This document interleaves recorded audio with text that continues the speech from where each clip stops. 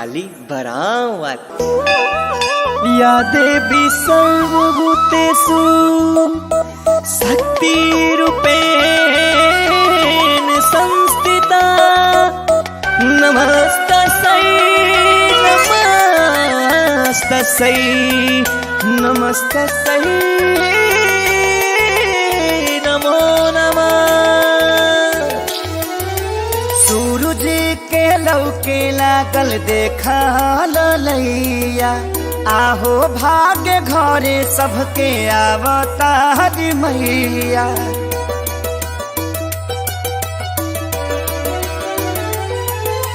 सूरज के लौके लागल देखा ललैया आहो भाग्य घरे सबके आवतारी मैया। अब करा जन दे भइल पूजन के बे जनी जियरा छाछा नावा हाली दूध लेके आव गैया के आरती उतारा मैया के पौआ पखारा मैया के। बड़ी भागे आईली माता रानी हो सेवा में खड़ा हो मानी हो।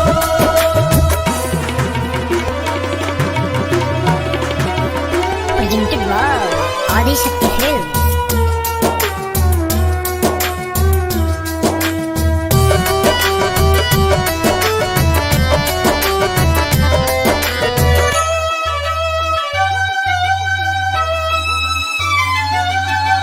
आचार से केहू पगरी से तो जब बाहर यही है जौना डगरी से।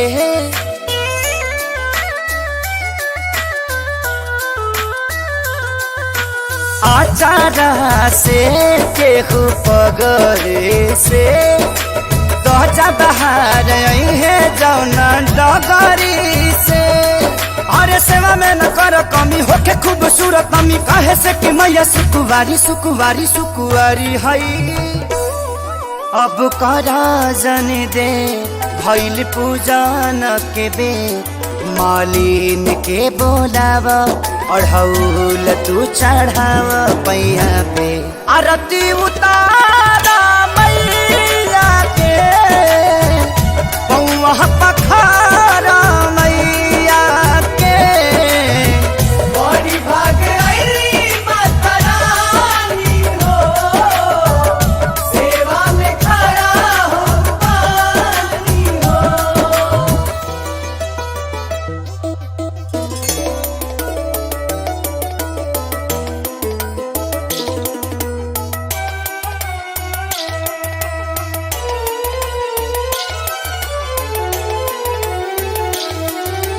धरती के भाग दुए बेहरा जागेला चाही तो कुआर बड़ा नेक लगेला।